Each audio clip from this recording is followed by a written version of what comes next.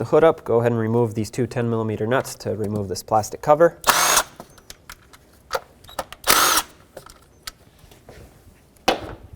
Pull up. On the front it comes out, on the back it has two little rubber sleeves that press onto two little studs, so just wiggle it off. I'm only going to show one because it's all the same process, but what you want to do is with a 10mm remove this bolt here.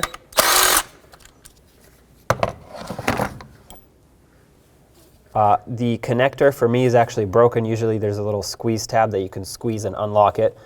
For me it just pulls right out. Remove your old ignition coil. And before I reinstall the new one, I like to take just a little bit of silicone paste or dielectric grease and put it into the end there.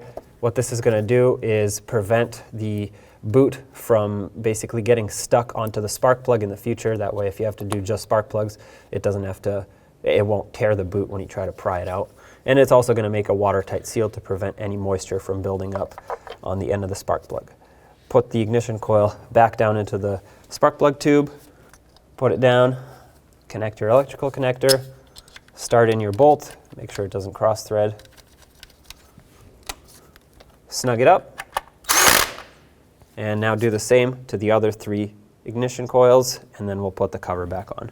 Now that you've done all four, put on your plastic engine cover. Make sure you line up these two rubber grommets or sleeves with these two studs.